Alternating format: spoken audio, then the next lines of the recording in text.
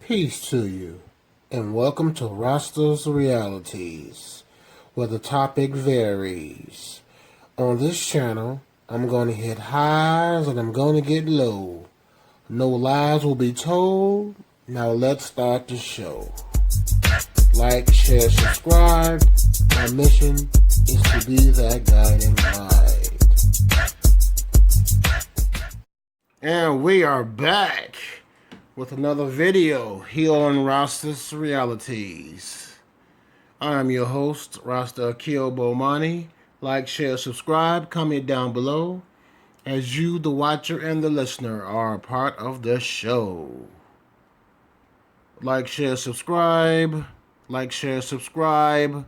Like, share, subscribe. Move that notification bell up to all. Now let's start the show. How I lost my first love. The setting is Inglewood, Chicago, Illinois. At the time, I attended High Park Career Academy. Met a few people, became friends with a few, ridiculed by most. Mainly because of my skin color. You know, the old African booty scratcher, fart tar, and every other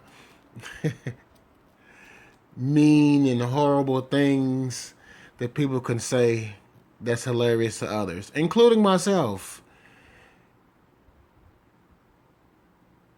And I met a brother by the name of Richard Burgess.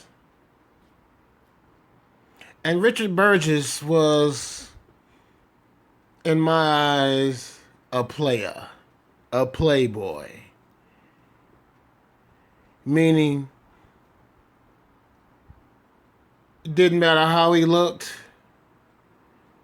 he could talk to any female, get their attention, and their digits within a matter of minutes. 'Twas the most amazing thing I've ever seen at that particular time of my life, as I was not dating at those times. I was a late bloomer, but watching and being around him, learned a few tricks to the trade.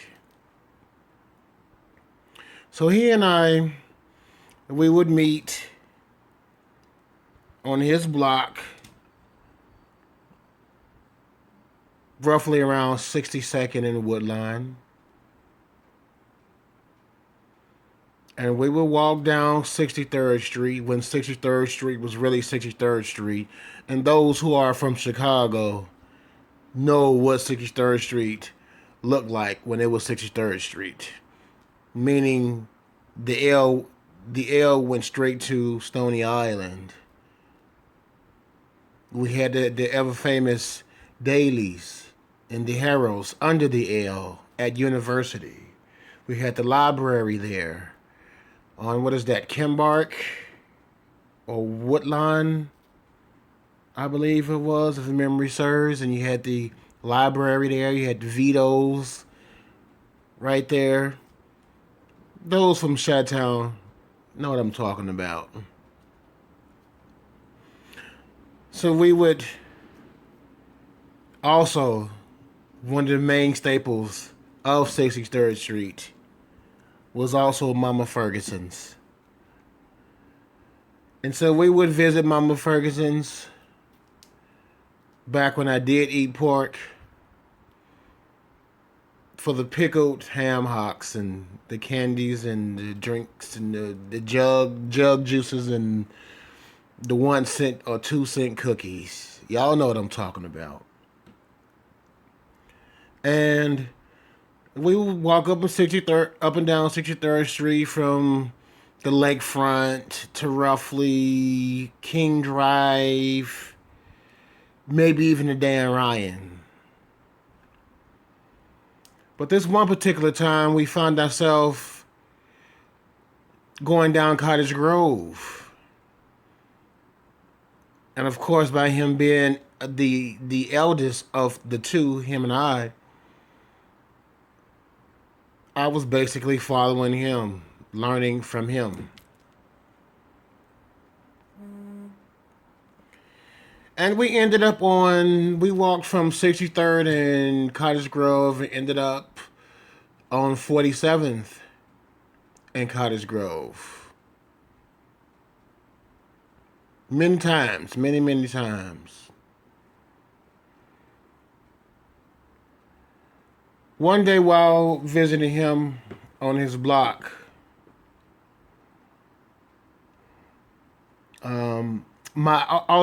my dad stayed on that block as well.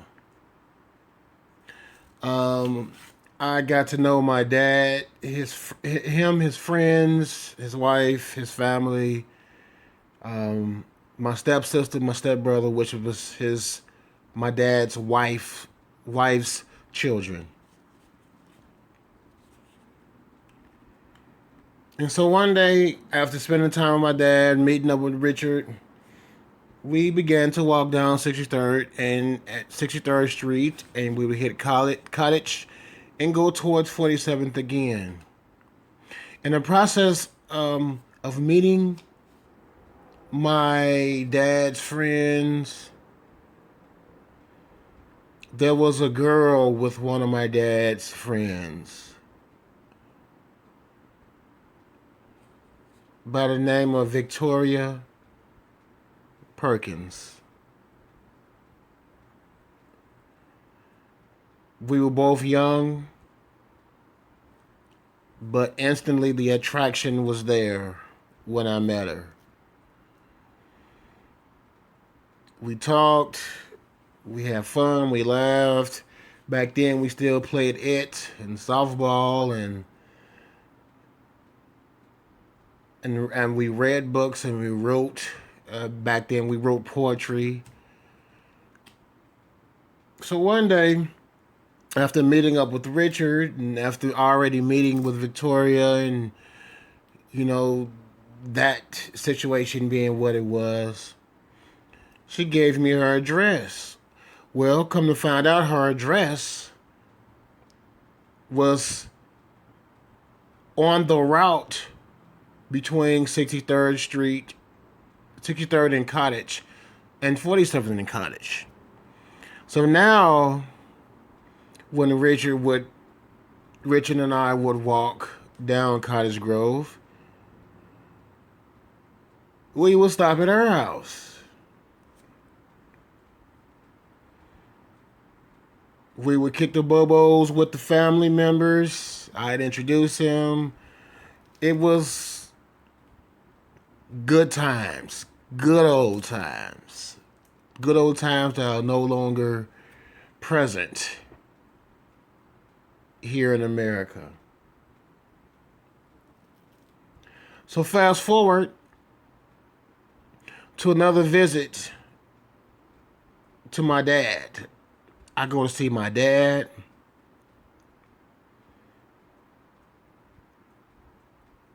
He lived in a basement apartment with a very narrow hallway. So basically, you would enter the hallway, they would open the door, and directly in front would be the kitchen. To the right would be the narrow hallway going towards the back of the building, and to the left would be the narrow hallway going towards the living room or the front bedroom. So this one time I go there, and my stepsister opened the door. I greeted her, proceeded in, and she punched me in my back. Or what felt like she punched me in my back. She closes the door and goes away. As I turn down the narrow hallway to slip past her, I felt something, a sharp pain in my back. So I'm like, what the hell is this? Why am I having this sharp pain in my back? And why all of a sudden am I having a hard time breathing? Well, turns out, ladies and gentlemen, my stepsister had plunged a pocket knife in my back. Now you're probably thinking to yourself, Rasta,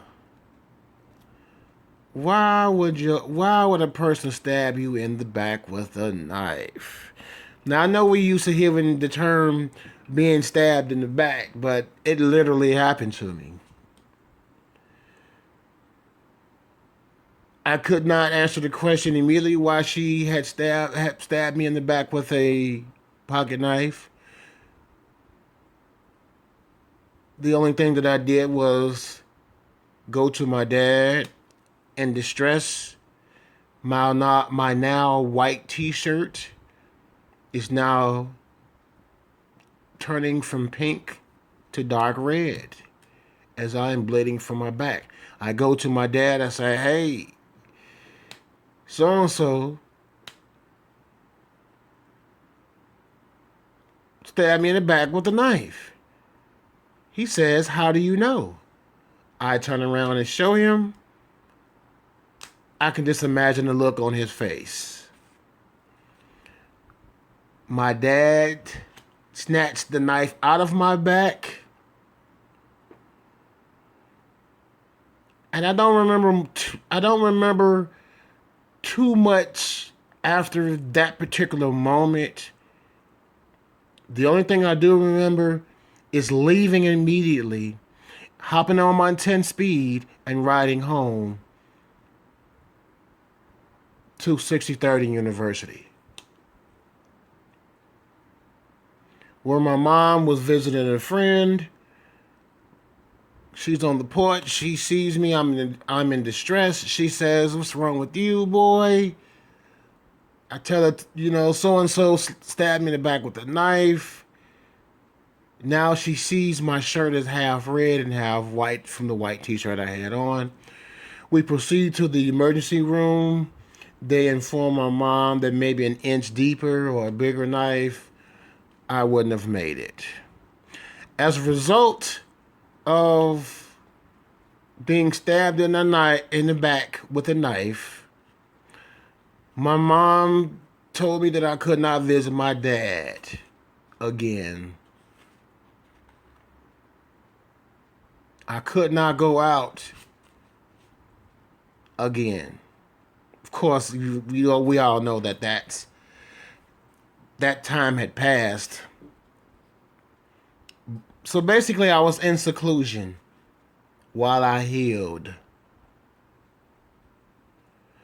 What does that have to do with my first love and me losing her? Well, as I stated earlier, these were my dad's friends, children. Thus, if I couldn't visit my dad, I couldn't visit my first love, and she couldn't see me either. By me being in seclusion and healing, I could no longer walk and chill and relax with my friend Richard Burgess.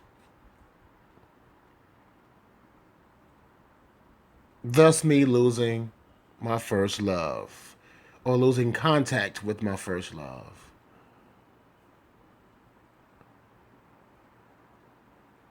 Moments in Rasta's life that has given him thicker skin.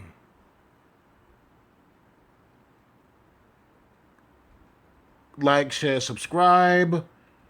Comment down below any experiences you had that were similar. All comments are read and responded to. This has been Rasta's